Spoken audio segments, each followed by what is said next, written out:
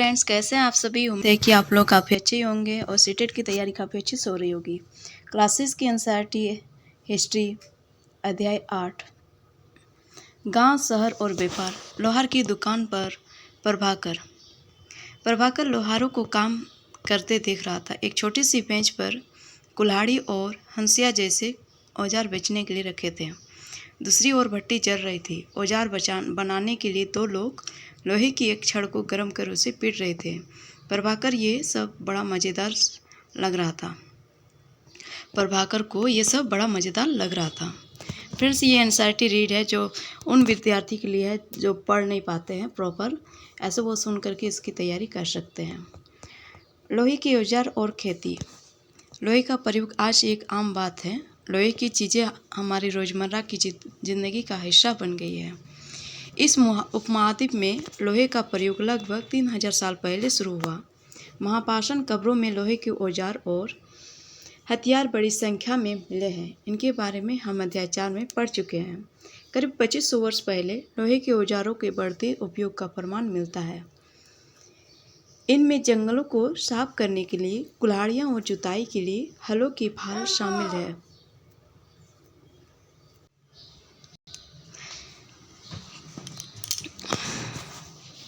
तो अध्याय 5 में हमने पढ़ा था कि लोहे के फाल के इस्तेमाल से कृषि उत्पादन बढ़ गया। कृषि उत्पादन बढ़ाने के लिए उठाए गए अन्य कदम। सिंचाई। समृद्ध गांव के बिना राजाओं तथा उनके राज्यों का बने रहना मुश्किल था। जिस तरह कृषि के विकास में नए औजार तथा रोपाई अध्याय 5 में हम लोग देख चुके थे।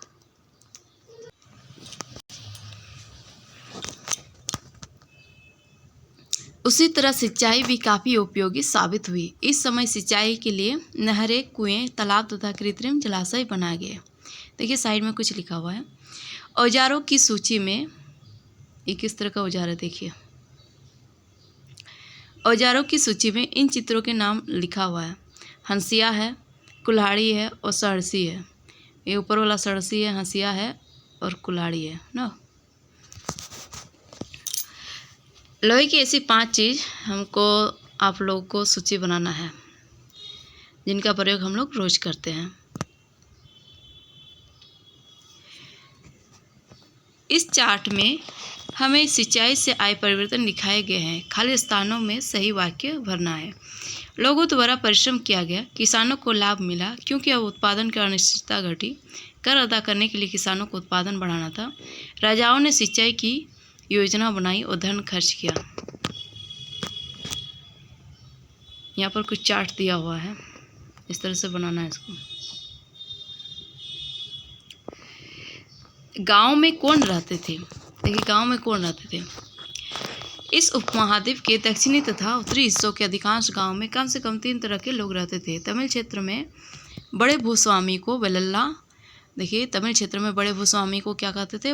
वेलल्ला। और साधारण हलवाओं को उनवार और भूमिहीन मजदूर को डास या कैडेसियार और अदिमाई कहलाते थे। जो बड़े भूस्वामी होते थे उसको वेलल्ला कहलाते थे और जो हलवाए होते थे उनको उनवार, जो भूमिहीन मजदूर होते थे उसको दास, कैडेसियार और जो अदिमई भी कहलाते थे। दास, कैडेसियार और अदिमई कहलाते थे। देश के उत्तरी हिस्से में गांव का प्रधान व्यक्ति ग्राम भोजक कहलाता था। अक्सर एक ही परिवार के लोग इस पद पर कई पीढ़ियों तक बने रहते थे, यानी कि यह पद आनुवंशिक था। ग्राम भोजक के पद पर आमतौर पर गांव का सबसे बड़ा भूस्वामी होता था। साधारणतः इनकी जमीन पर इनके दास और मजदूर काम करते थे।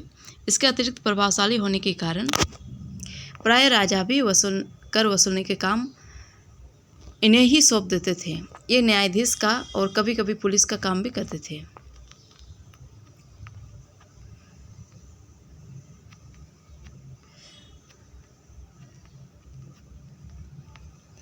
ग्राम भोजकों के अलावा अन्य स्वतंत्र कृषक भी होते थे जिन्हें गृहपति कहते थे।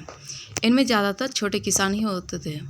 इसके अतिरिक्त कुछ ऐसे स्त्री पुरुष थे जिनके पास अपनी ज़मीन नहीं होती थी। इनमें दास, कर्मकार आते थे जिन्हें दूसरों की ज़मीन पर काम करके अपनी जीविका चलानी पड़ती थी।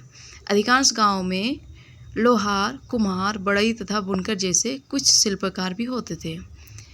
देखिए अधिकांश गांव में कौन कौन लोग होते थे? लोहार, कुम्हार, बढ़ई तथा बुनकर जैसे और कुछ शिल्पकार भी होते थे। प्राचीनतम तमिल रचनाएं। प्राचीनतम तमिल रचनाएं क्या है? तमिल की प्राचीनतम रचनाओं को संगम साहित्य कहते हैं। देखिए जो तमिल का प्राचीनतम रचना है उसको क्या बोलेंगे? संगम साहित्य। इनकी रचना करीब 2300 साल पहले की गई थी। इन्हें संगम इसलिए कहा जाता है क्योंकि मदुरै के कवियों के सम्मेलनों में इनका संकलन किया जाता है था।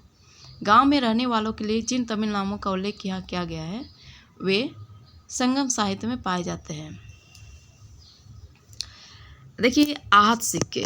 आहत सिक्के सामान्यतः आयताकार और कभी कभी वर्गाकार या गोल होते थे। जो कभी आयताकार तो कभी कभार वर्गाकार भी होते थे।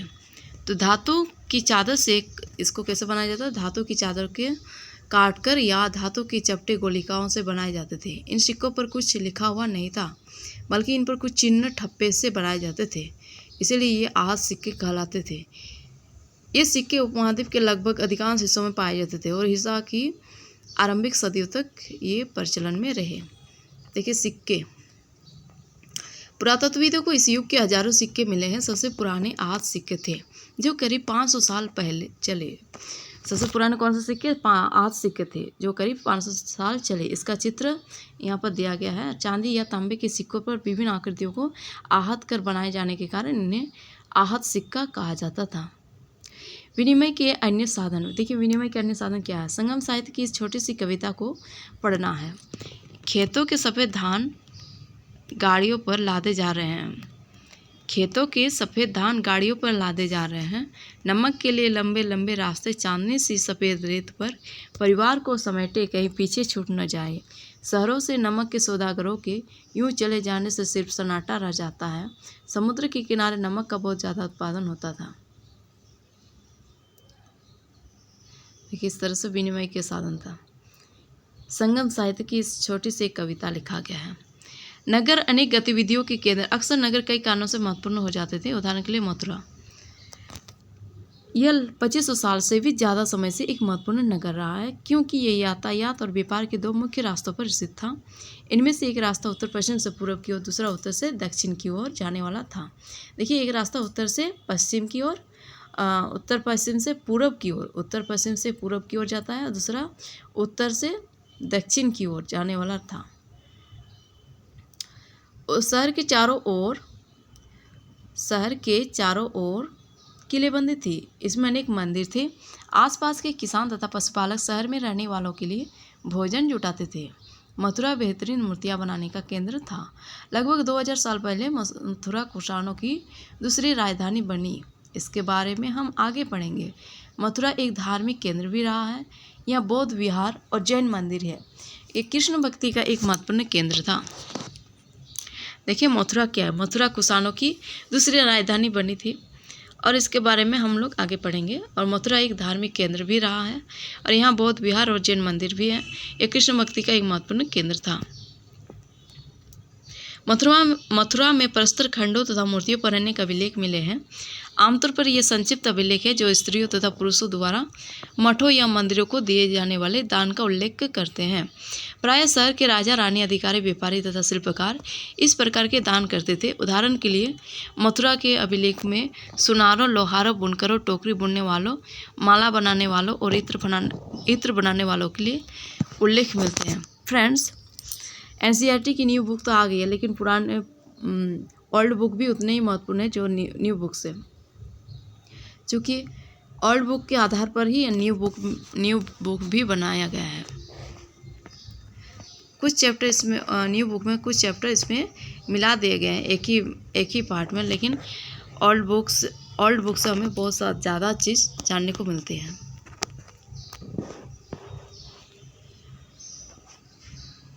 इसलिए ओल्ड बुक पढ़ना बहुत ज़रूरी बन जाता है। शिल्प तथा शिल्पकार। पुरास्थलों से शिल्पों के नमूने मिले हैं। इनमें मिट्टी के बहुत ही पतले और सुंदर बर्तन मिले हैं जितने उत्तरी काले चमकीले पात्र कहा जाता है। पुरास्थलों से शिल्पों के जो पुरास्थल है वहाँ से शिल्प के नमूने मिले हैं। इनमें मिट्टी के बहुत ही पतले और सुंदर बर्तन भी मिले हैं जिन्हें उत्तरी और काले चमकीले पात्र कहा जाता है। जो मिट्टी के पतले बर्तन मिले हैं वो काफ़ी सुंदर और चमकीले भी हैं और उत्तरी काले चमकीले पात्र, इनको क्या नाम बोलते हैं? उत्तरी काले चमकीले पात्र कहा जाता है, क्योंकि ये ज़्यादातर उपमहाद्वीप के उत्तरी भाग में मिले हैं। ध्यान रखें अन्य दूसरे शिल्प के अवशेष नहीं बचे होंगे। जैसे कि विभिन्न ग्रंथों से हमें पता चलता है कि कपड़ों का उत्पादन बहुत महत्वपूर्ण था। उत्तर में वाराणसी और दक्षिण में मदुरै इसके प्रसिद्ध केंद्र थे। यहाँ स्त्री पुरुष दोनों काम करते थे।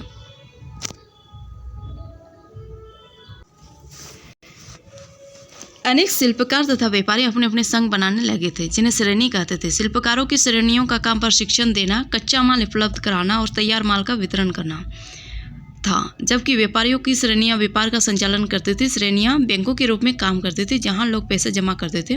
इस धन का निवेश लाभ के लिए किया जाता था। उससे मिले लाभ का कुछ हिस्सा जमा करने वालों को लौटा दिया जाता था, फिर मठ आदि धार्मिक संस्थानों को दिया जाता था।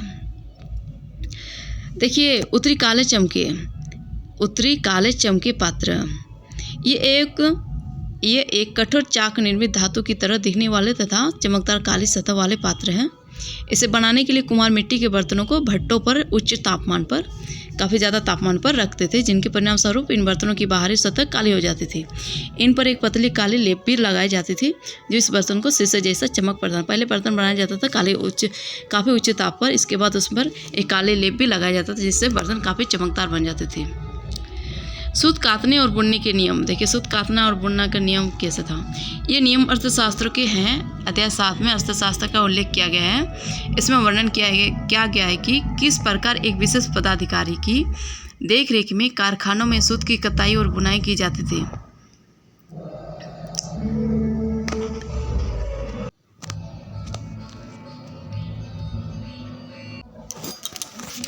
देखिए सूत कातने और बुनने के नियम क्या था। ये नियम अर्थशास्त्र के हैं। अध्याय 7 में अर्थशास्त्र का उल्लेख किया गया है। इसमें वर्णन किया गया है कि किस प्रकार एक विशेष पदाधिकारी की देखरेख में कारखानों में सूत की कताई और बुनाई की जाती थी। ऊन, पेड़ों की छाल, कपास, पटुआ तथा सन को तैयार करने के काम में विधवाओं, सक्षम अक्षम महिलाओं, भिक्षुणियों, वृद्धावस्थाओं, राजा के अवकाश प्राप्त दासियों, सेविकाओं, अवकाश प्राप्त देवदासियों को लगाया जा सकता है। देखिए सूत काटने के लिए कौन कौन लोगों को लगाया जाता था।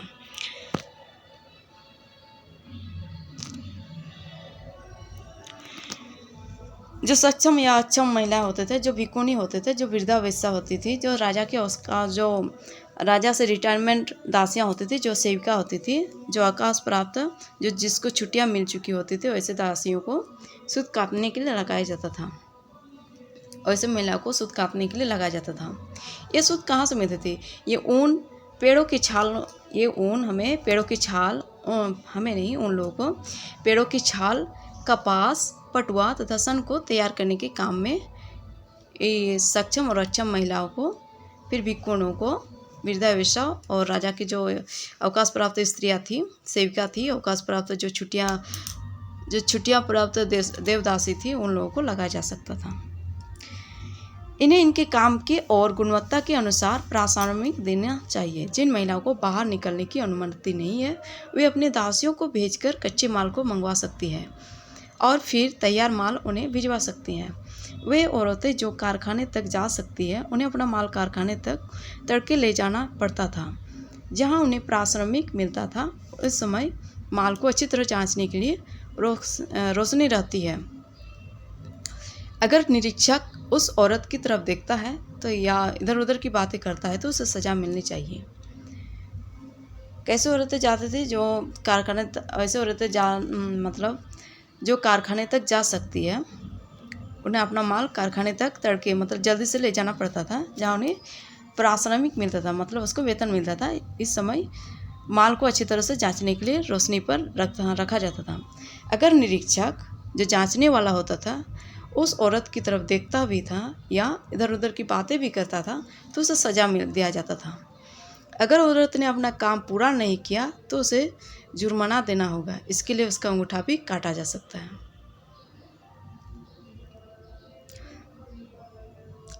सूक्ष्म निरीक्षण अरिकामेडु मानचित्र 7 में दिया हुआ था। मानचित्र 7 में दिया हुआ है। पृष्ठ संख्या 89 में है। अरिकामेडु पुडुचेरी में ढूंढना है। लगभग 2200 से 1900 साल पहले अरिकामेडु एक पत्तन था जहाँ दूर दूर से आए जहाज़ों से सामान उतारे जाते थे। अरिकामेडु क्या था? एक पत्तन था ना। यहाँ ईंटों से बना एक ढांचा मिला है जो संभवतः गोदाम रहा हो। यहाँ भूमध्य सागरीय क्षेत्र की एम्फोरा जैसे पात्र मिले हैं। ये भूमध्य सागरीय का भूमध्य सागरीय क्षेत्र में जिस तरह जैसा एम्फोरा जैसा पात्र मिला है। इनमें शराब या तेल जैसे तरल पदार्थ रखे जा सकते थे। इनमें दोनों तरफ से पकड़ने के लिए हत्थे लगे हैं। साथ ही यहाँ एरेटाइन जैसे मोहर लगे लाल चमकदार बर्तन भी मिले हैं। कौन सा मोहर? एरेटाइन जैसे मोहर जो लाल चमकदार बर्तन भी मिले हैं, जहाँ पर लाल चमकदार बर्तन भी मिले हैं। इन्हें इटली के एक शहर के नाम पर एरेटाइन पात्र के नाम से जाना जाता है। देखिए एरेटाइन किस नाम से जाना जाता है? तो ये इटली के एक शहर के नाम पर, जो इटली का एक शहर होता है वहाँ पर एक एरेटाइन पात्र होता है, उसके नाम से जाना जाता है। इस मोहर लगे सांचे पर गीली चिकनी मिट्टी को दबाकर बनाया जाता था। इस पर जो मोहर लगा होता था उस सांचे पर इसको गीली मिट्टी या गीली चिकनी मिट्टी को दबाकर बनाया जाता था।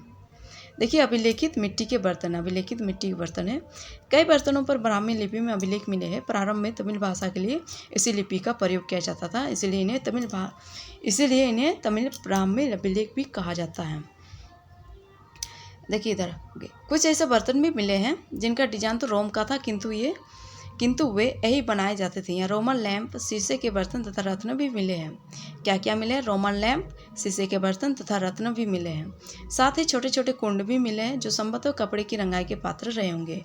क्या मिले हैं? छोटे छोटे कुंड कपड़े की रंगाई के पात्र भी रहे होंगे, जिसमें कपड़े के रंगाई के पात्र रहे होंगे। यहाँ पर शीशे और अर्ध बहुमूल्य पत्थरों से मनके बनाने के पर्याप्त साक्ष्य मिले हैं। एक यूनानी नाविक द्वारा दिया गया विवरण है। देखिए बेरीगाजा भरूच का यूनानी नाम की कहानी है। बेरीगाजा के संकरी खाड़ी में समुद्र से आने वालों के लिए नाव चला पाना बहुत मुश्किल होता है। राजा के द्वारा नियुक्त कुशल और अनुभवी और स्थानीय मछुआरे ही यह जहाज ला सकते थे। बेरीगाजा में शराब, तांबा, टिन, शीशा, मूंगा, पुखराज, कपड़े, सोने और चांदी के सिक्कों का आयात होता था। देखिए बेरीगाजा में क्या होता था? शराब, तांबा, टीन, शीशा, मूंगा, पुखराज, कपड़े, सोने और चांदी के सिक्कों का आयात होता था। हिमालय की जड़ी बूटियां, हाथी दांत, गोमेद, कॉर्निलियन, सूती कपड़ा, रेशम तथा इत्र यहाँ से निर्यात किए जाते थे। राजा के लिए व्यापारी विशेष उपहार लाते थे। इनमें चांदी के बर्तन, गायक, किशोर, सुंदर औरतें, अच्छी शराब तथा उत्कृष्ट महीन कपड़े शामिल थे। इन सारी चीज़ शामिल थे। देखिए व्यापार और व्यापारी हमने उत्तरी काले पॉलिश वाले बर्तनों के बारे में पढ़ा है। ये खूबसूरत बर्तन खास तौर से इनकी कटोरियाँ तथा थालियाँ इस उपमहाद्वीप के अनेक पुरास्थलों से मिले हैं। सवाल उठता है कि इन जगहों पर ये बर्तन कैसे पहुँचे होंगे। ऐसा अनुमान लगाया जाता है कि जहाँ ये बर्तन बनते थे वहाँ से व्यापारी इन्हें ले जाकर अलग अलग जगह पर बेचते थे। दक्षिण भारत सोना, मसाले, खास तौर पर काली मिर्च तथा कीमती पत्थरों के लिए प्रसिद्ध था। काली मिर्च की रोमन साम्राज्य में इतनी मांग थी कि इसे काले सोने के नाम से बुलाते थे। देखिए काले सोने किसको बोलेंगे? तो काली मिर्च को। व्यापारी इन सामानों को समुद्री जहाज़ों और सड़कों के रास्ते रोम पहुंचाते थे। दक्षिण भारत में ऐसे अनेक रोमन सोने के सिक्के मिले हैं। ऐसे ये अंदाज़ा लगाया जा सकता है कि उन दिनों रोम के साथ बहुत अच्छा व्यापार चल रहा था। व्यापार से जुड़ी एक कविता है। व्यापार के प्रमाण हमें संगम कविताओं में भी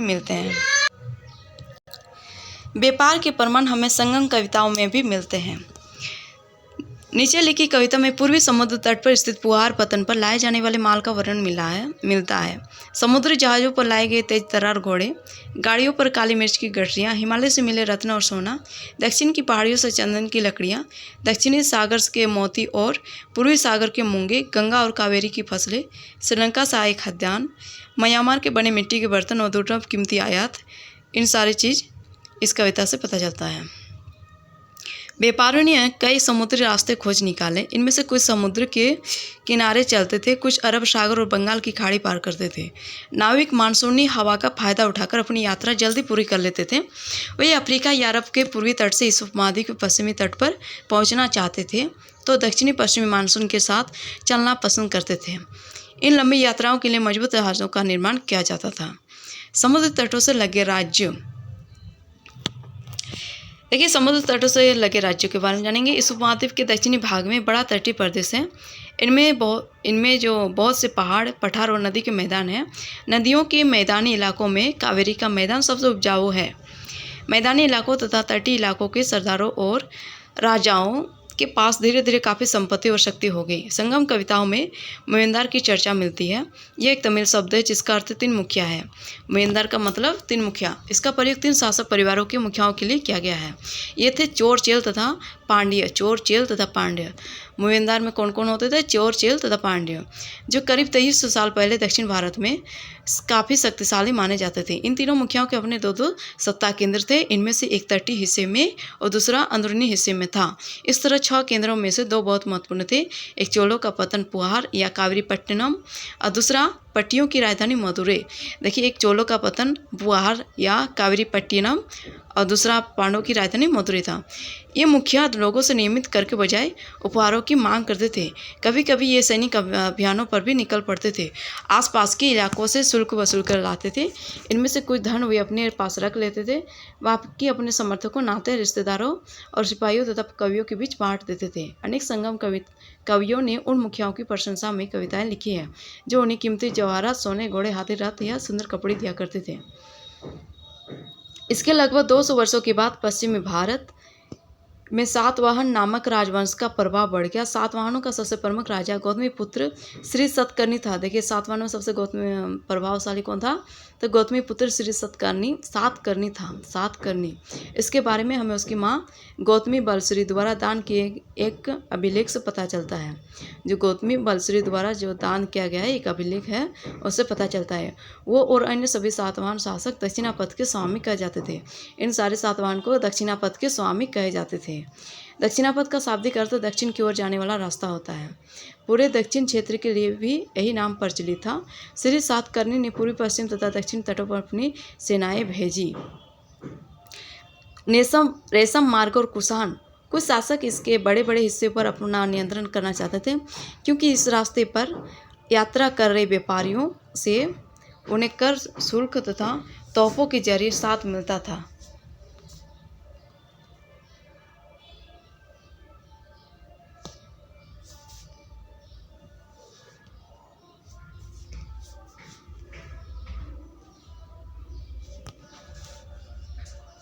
इसके बदले ये शासक इन व्यापारियों को अपने राज्य से गुजरते वक्त लुटेरों के आक्रमणों से सुरक्षा देते थे।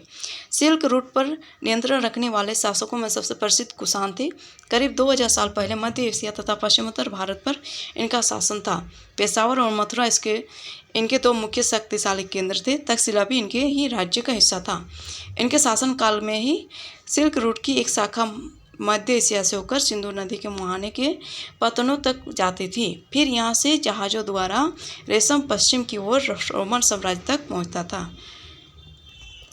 इस तरह से ये चैप्टर समाप्त हुई। हम देखते हैं कुछ इंपॉर्टेंट शब्द है यहाँ पर। कुछ महत्वपूर्ण तिथियाँ। उपमहाद्वीप में लोहे के प्रयोग कब से शुरू हुआ था? 3000 साल पहले। लोहे के प्रयोग में बढ़ोतरी नगर आज से के 2500 साल पहले। संगम साहित्य की रचना शुरुआत करीब 2300 साल पहले। अरिकामेडु का पतन करीब 2200 से 1900 साल पहले। रेशम बनाने की कला की खोज लगभग 7000 साल पहले। चोल, चेर तथा पांड्य लगभग 2300 साल पूर्व। रोमन साम्राज्य में रेशम की बढ़ती मांग लगभग 2000 साल पहले। और कुषाण शासक कनिष्क लगभग 1900 साल पहले। फासेन का भारत आगमन लगभग 1600 वर्ष पहले। स्वयं सांग की भारत यात्रा अपार की शिव स्तुति की रचना लगभग 1400 साल पहले। Thank you friends. आपको काफ़ी अच्छा लग रहा होगा ये सेशन। थोड़ा वॉइस में प्रॉब्लम हो रही थी कुछ साउंड्स की वजह से, इसलिए मैं इसके लिए क्षमा प्रार्थी हूँ। और आप कमेंट करके ज़रूर बताइएगा कि आप लोग को कैसे लग रहा है। आप अपना राय ज़रूर दीजिएगा। Thank you.